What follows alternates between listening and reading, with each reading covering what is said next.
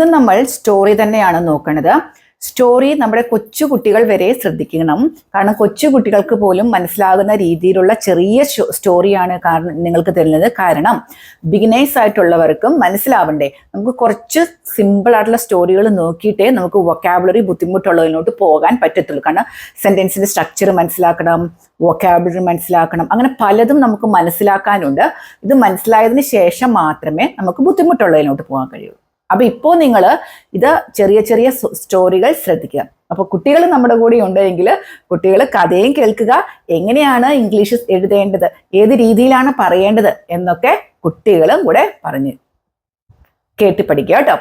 അപ്പോ ഇന്നത്തെ നമ്മുടെ സ്റ്റോറിയുടെ പേര് ദ ലിറ്റിൽ റെഡ് ഹെൻ, ചെറിയ ചുവന്ന കോഴി. ലിറ്റിൽ ചെറിയ റെഡ് ചുവന്ന ഹെൻ കോഴി, ദ ലിറ്റിൽ റെഡ് ഹെൻ. അപ്പൊ ഞാൻ വായിച്ചു തുടങ്ങാം, നിങ്ങൾ നോക്കിയിരുന്നോളൂ, കേൾക്കണം കേട്ടോ.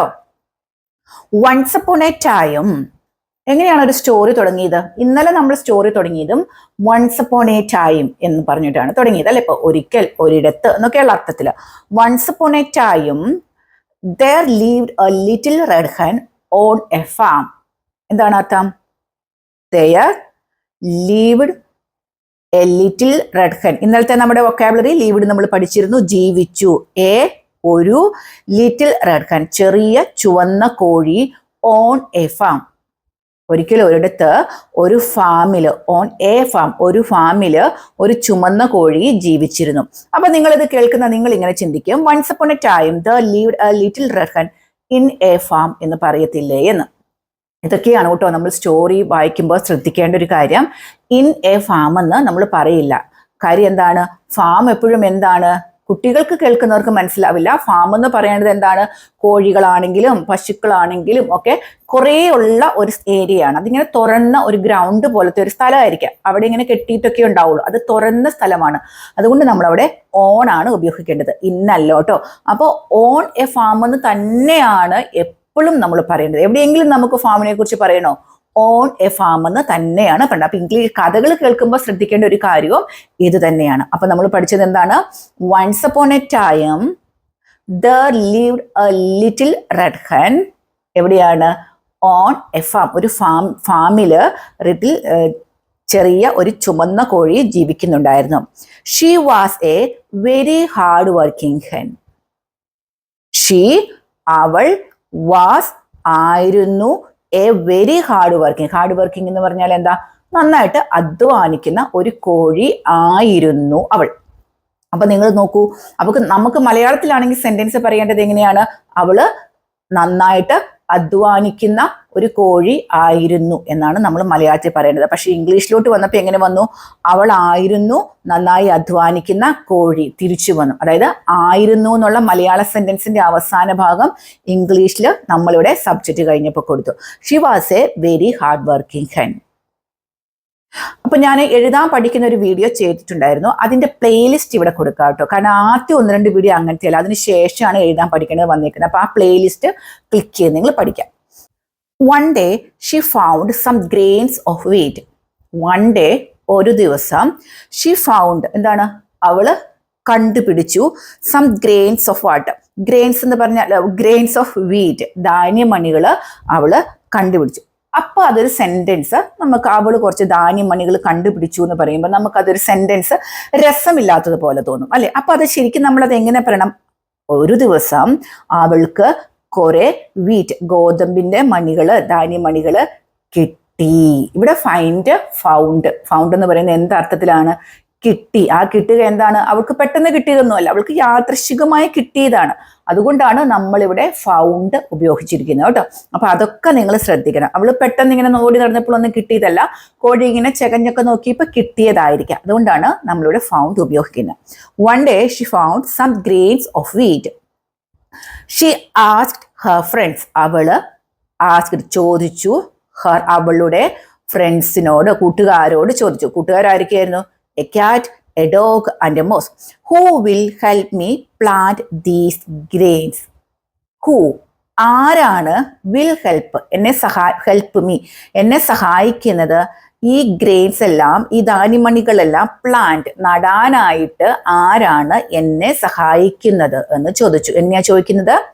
ഹു വിൽ ഹെൽപ്പ് മീ, ആരാണ് എന്നെ സഹായിക്കുക, പ്ലാന്റ് ദീസ് ഗ്രെയിൻസ്, ഈ ധാന്യമണികളെല്ലാം നടാൻ ആരാണ് എന്നെ സഹായിക്കുന്നത്.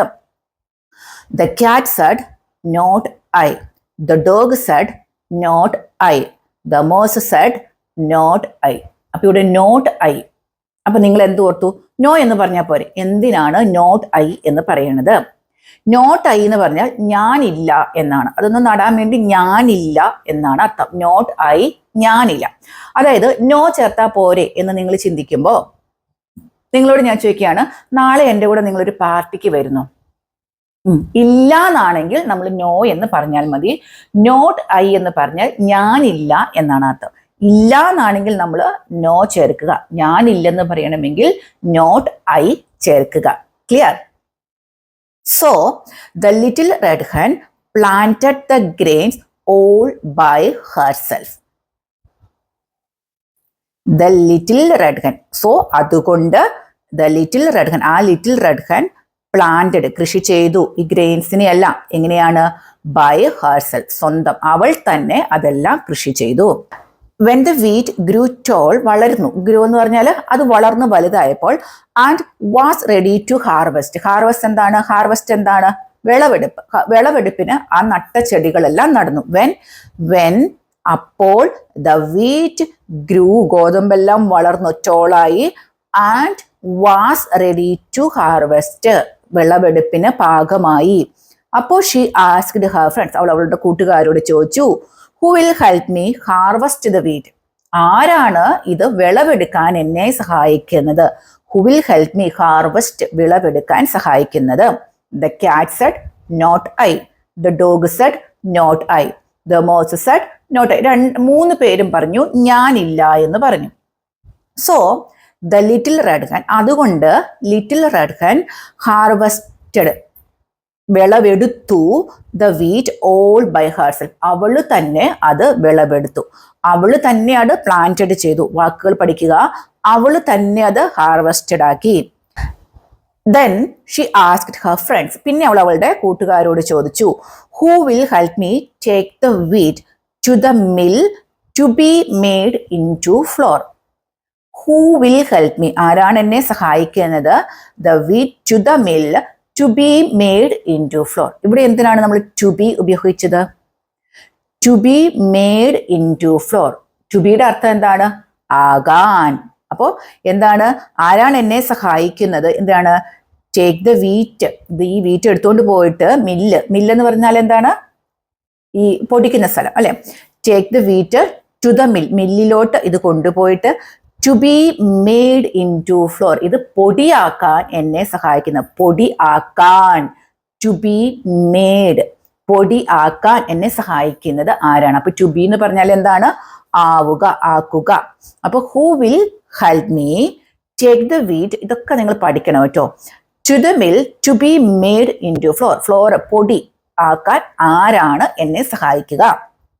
Cat said not I, dog said not I, the mouse said not I. അവരെല്ലാം പറഞ്ഞു ഞാനില്ല എന്ന് പറഞ്ഞു. So the little red hen took the wheat എടുത്തു, to the mill, മില്ലിലേക്ക്, all by herself, തന്നെ അവൾ അത് ചെയ്തു. When ഈ herselfന്റെ അർത്ഥം എന്താണ്? അറിയണമെങ്കിൽ പ്രൊനൗണിന്റെ ലിങ്ക് ഇപ്പൊ ഇവിടെ തരാം കേട്ടോ. നിങ്ങളത് കേട്ടെന്ന് പഠിക്കുക. കുട്ടികൾ ഉള്ളതുകൊണ്ടാണ് ഞാൻ പറയുന്നത്. പ്രൊനൗൺ എന്താണെന്ന് നിങ്ങൾ പഠിക്കുക, അപ്പൊ നിങ്ങൾക്ക് ഹെർസെൽഫ് എന്താണെന്ന് മനസ്സിലാവും കേട്ടോ.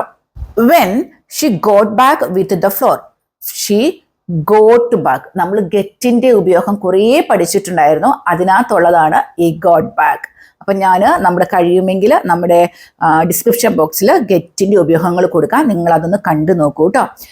കാരണം കഥകളിലോട്ടൊക്കെ നമ്മൾ ഗെറ്റാണ് ഉപയോഗിക്കുന്നത്, മനസ്സിലായല്ലോ. When she got back with the flour, ഫ്ലോറുമായിട്ട് അവൾ തിരിച്ചു വന്നപ്പോൾ, ഷീ ആസ്ക്ഡ് ഹർ ഫ്രണ്ട്സ്, പൊടിയുമായി അവൾ തിരിച്ചു വന്നപ്പോൾ ഫ്രണ്ട്സിനോട് ചോദിച്ചു, who will help me bake a cake with this flour. ഈ ഫ്ലോർ ഉപയോഗിച്ചിട്ട്, ഈ പൊടി ഉപയോഗിച്ചിട്ട് ബേക്ക് എ കേക്ക് ബേക്ക് ചെയ്യാൻ എന്നെ സഹായിക്കുന്നവരാരാണ് എന്ന് ചോദിച്ചു. അപ്പോൾ the cat said not I, dog said not I, mouse said not I. So the little red hen baked the cake all by herself. അതുകൊണ്ട് അവള് തന്നെ ബേക്ക്ഡ് ദ കേക്ക്. ശ്രദ്ധിക്കുക, all by herself, അവള് തന്നെ അത് ചെയ്തു. ഫൈനലി, അവസാനം, when the cake was ready. When cake was ready എന്ന് പറയുമ്പോൾ കേക്ക് റെഡിയായി എന്നാണ് അർത്ഥം. When the cake was ready എന്ന് പറയുമ്പോൾ എന്താ, കേക്ക് റെഡിയായി അപ്പോൾ ഷീ ആസ്ക്ഡ് ഹർ, അവൾ അവളുടെ ഫ്രണ്ട്സിനോട് ചോദിച്ചു, who will help me eat this cake, ആരാണ് ഈ കേക്ക് തിന്നാൻ എന്നെ സഹായിക്കുന്നത്, ഈറ്റ് ദിസ് കേക്ക്. അപ്പൊ ഡോഗ് പറഞ്ഞു ഐ വിൽ, ക്യാറ്റ് പറഞ്ഞു ഐ വിൽ, മോസ് പറഞ്ഞു ഐ വിൽ, ഞാൻ സഹായിക്കാമെന്ന് പറഞ്ഞു. But the little red hen said, പക്ഷേ ലിറ്റിൽ റെഡ് ഹെൻ സെഡ് പറഞ്ഞു, എന്തെന്ന് പറഞ്ഞു, നോ യു വോണ്ട്, വേണ്ട. ഐ പ്ലാന്റഡ് ദ ഗ്രെയിൻസ്, ഞാനാണ് ഇത് നട്ടത്. ഐ ഹാർവസ്റ്റഡ് ദ വീറ്റ്, ഞാനാണ് വിളവെടുത്തത്. I took it to the mill, മില്ലിലോട്ട് കൊണ്ടുപോയത് ഞാനാണ്. I took it. And I baked the cake, bake ചെയ്തത് ഞാനാണ്. So I will eat it myself. Pronoun ശ്രദ്ധിച്ചപ്പോൾ മൈസെൽഫ് മനസ്സിലായല്ലോ, ഞാൻ തന്നെ തിന്നുകൊള്ളാം. I will eat it myself, ഞാൻ തന്നെ തിന്നുകൊള്ളാം. And she did, she did എന്ന് പറഞ്ഞാൽ എന്താ, അവൾ തന്നെ തിന്നു. ആൻഡ് ഷീ ഡിഡ്, അവൾ തന്നെ അത് കഴിച്ചു. അപ്പൊ ഇന്നത്തെ സ്റ്റോറി നിങ്ങൾക്ക് മനസ്സിലായല്ലോ, ടീച്ചറിന്റെ കൊച്ചുകുട്ടികൾക്ക് മനസ്സിലായോ? അപ്പൊ കഥകൾ ഇഷ്ടപ്പെടുന്നുണ്ടോ എന്ന് നിങ്ങൾ അമ്മമാരാണ് കേൾക്കുന്നതെങ്കിൽ, അല്ലെങ്കിൽ അച്ഛന്മാരാണ് കേൾക്കുന്നതെങ്കിൽ, ഈ കഥകൾ നിങ്ങളുടെ കുട്ടികളെ ഒന്ന് കേൾപ്പിച്ചു കൊടുക്കുക. കുട്ടികൾക്ക് കഥ കേൾക്കുന്നതോടൊപ്പം തന്നെ ഇംഗ്ലീഷ് പഠിക്കുകയും കൂടി ചെയ്യും. കാരണം ഇംഗ്ലീഷിൽ സെന്റൻസ് എങ്ങനെയാണ് വരുന്നത് എന്ന് ഇതിൽ കൃത്യമായി ഞാൻ പറഞ്ഞു തരുന്നുണ്ട്. വൊക്കാബുലറി വളരെ സിമ്പിളാണ്. അപ്പോൾ പാരൻസ് കേട്ടപടിയെ തന്നെ കുട്ടികൾക്കും ഇത് കൊടുക്കുക. ഞാനിപ്പോൾ 2 ദിവസമായി, ഇന്നലെ ഒരു കഥയിട്ടു, ഇന്നും ഒരു കഥയിട്ടു. കഥകൾ കേൾക്കുക. കഥ കേട്ട് പഠിക്കുമ്പോൾ ഇംഗ്ലീഷിലാണെങ്കിൽ ഞാൻ അതിൻ്റെ ഉപയോഗമൊക്കെ പറഞ്ഞു. ഞാൻ പറഞ്ഞിട്ടുണ്ടല്ലോ, ഞാൻ നന്നായി വായിക്കുന്ന ഒരാളാണ്. അതുകൊണ്ട് തന്നെ കഥകൾ കേൾക്കുമ്പോൾ നമ്മുടെ മനസ്സിൽ അത് വർണ്ണിക്കാൻ, അല്ലെങ്കിൽ അതിൻ്റെ ഒന്ന് ഭാവന കാണാനുള്ള ഒരു കഴിവൊക്കെ നമുക്ക് കൂടും. അപ്പോൾ വളർന്നുകൊണ്ടിരിക്കുന്ന കുട്ടികൾക്ക് ഏറ്റവും നല്ലതാണ് കഥകൾ കേൾക്കുക എന്നുള്ളത് കേട്ടോ. അപ്പോൾ ഇന്ന് നമ്മുടെ വൊക്കാബുലറി തരാം, നിങ്ങൾ നോക്കിക്കോളൂ, ശ്രദ്ധിക്കുക. ഹെൻ, കോഴി അല്ലെ, പിടക്കോഴിക്കാണ് നമ്മൾ ഹെൻ എന്ന് പറയുന്നത്. അപ്പൊ കുട്ടികൾ പറയൂ, പൂവൻ കോഴിക്ക് എന്തെന്നാ പറയേണ്ടത്? ഇവിടെ ചെയ്തോളൂ കേട്ടോ. ഫാം, കൃഷിയിടം അല്ലെ. ഇൻ ഫാം എന്നാണോ പറയേണ്ടത്? അല്ല, ഓണാണ് ഉപയോഗിക്കേണ്ടത്. ഗ്രെയിൻസ്, ധാന്യമണികൾ. പ്ലാന്റ്, നടുക. അപ്പൊ പ്ലാന്റിന് നിങ്ങൾ സ്കൂളിലൊക്കെ ചെടിയെന്നും പഠിച്ചിട്ടുണ്ടാവും. അതുകൊണ്ട് പ്ലാന്റിന് ഇവിടെ നമുക്ക് അർത്ഥം നടുക എന്നാണ് അർത്ഥം. ഹാർവെസ്റ്റ്, വിളവെടുക്കുക. മില്ലെന്താ, നിങ്ങളൊക്കെ പോയിട്ടില്ലെങ്കിൽ പോണം, നമ്മൾ ഇതെല്ലാം കൊണ്ട് പൊടിപ്പിക്കുന്ന സ്ഥലമാണ് മില്ല്. ഫ്ലോറ്, പൊടി. ബേക്ക്, ചുടുക. ബേക്ക് എന്ന് പറയുമ്പോൾ നമ്മൾ തീയൊക്കെ വെച്ചിട്ട് കഞ്ഞിയൊക്കെ ഉണ്ടാക്കണ പോലെ ഉണ്ടാക്കണ ഒരു അവസ്ഥയല്ല കേട്ടോ ബേക്ക് എന്ന് പറഞ്ഞ്. ചുട്ടെടുക്കുന്നതിനെയാണ് നമ്മൾ ബേക്ക് എന്ന് പറയുന്നത്. അപ്പൊ ക്ലിയർ ആയല്ലോ. അപ്പൊ നമ്മൾ ഇതിനകത്ത് ശ്രദ്ധിക്കേണ്ട ഒരു കാര്യം, നമ്മൾ ഫാം എന്നതിന് മുമ്പിൽ ഉപയോഗിക്കേണ്ടത് ഓണാണ്. പിന്നെ ഞാനില്ല എന്ന് പറയാൻ നോട്ട് ഐ ആണ് നമ്മൾ ഉപയോഗിക്കേണ്ടത്. ടു ബി എന്ന് പറഞ്ഞാൽ ആവുക എന്നാണ് അർത്ഥം. അപ്പൊ ഇന്നത്തെ സ്റ്റോറി നിങ്ങൾക്ക് ഇഷ്ടപ്പെട്ടോ? ഇന്നലത്തെ സ്റ്റോറിയും കണ്ടിട്ടില്ലെങ്കിൽ നിങ്ങൾ നോക്കുക. നമ്മൾ 1ാമത്തെ സ്റ്റോറിയാണ് ചെയ്തിരിക്കുന്നത്, ഇത് 2ാമത്തെയാണ്. ഇത് കേൾക്കുമ്പോൾ നിങ്ങളോർക്കും വളരെ സിമ്പിൾ അല്ലേന്ന്. സിമ്പിളാണ്, പക്ഷെ നിങ്ങളൊന്ന് സ്വയം ചിന്തിച്ച് നോക്കൂ, ഈ സെന്റൻസിന്റെ സ്ട്രക്ചറൊക്കെ നിങ്ങൾക്ക് അറിയാമായിരുന്നോ? ഇല്ലല്ലോ. അപ്പോൾ ഇന്നത്തെ ഇങ്ങനത്തെ സ്റ്റോറികൾ നിങ്ങൾക്ക് പ്രയോജനപ്പെടുന്നുണ്ടോ ഇല്ലയോ എന്ന് നമ്മുടെ കമന്റ് ബോക്സിൽ അറിയിക്കണം. അതേപോലെ തന്നെ നിങ്ങളൊക്കെ ആദ്യമായിട്ടാണ് എൻ്റെ ക്ലാസ്സും ചാനലൊക്കെ കാണുന്നതെങ്കിൽ എൻ്റെ ചാനലൊന്ന് സബ്സ്ക്രൈബ് ചെയ്യാനും കൂടെ നിങ്ങൾ മറന്നു പോകരുത്. അപ്പൊ എല്ലാവർക്കും നല്ലൊരു ദിവസം ആശംസിക്കുകയാണ്. അതിനു മുമ്പേ ഞാൻ പറയട്ടെ, നമ്മളുടെ കുട്ടികൾക്ക് വേണ്ടി ഏപ്രിൽ 1-ാം തീയതി മുതൽ തന്നെ നമ്മൾ ക്ലാസ് സ്റ്റാർട്ട് ചെയ്യുകയാണ്. എൻ്റെ വീഡിയോകളാണ് നിങ്ങൾക്ക് കിട്ടുന്നത്, എഡിറ്റ് ചെയ്യാത്ത വീഡിയോകളാണ്. അതായത് ഞാൻ ലൈവായിട്ട് നിങ്ങൾക്ക് എടുത്തു തരുന്ന ക്ലാസ്സുകൾ തന്നെയാണ് നിങ്ങൾക്ക് കിട്ടുന്നത്, എഡിറ്റ് ചെയ്യാത്ത വീഡിയോകളാണ്. അപ്പൊ നിങ്ങളുടെ പാരൻസിന് കുട്ടികൾക്ക് ക്ലാസ് വേണം എന്ന് ആഗ്രഹിക്കുന്നവരുണ്ടെങ്കിൽ എൻ്റെ നമ്പർ തന്നിട്ടുണ്ട്, ഇപ്പൊ തന്നെ നിങ്ങൾ എന്നെ കോൺടാക്ട് ചെയ്യുക. അപ്പൊ എല്ലാവരോടും നന്ദി പറയുന്നു.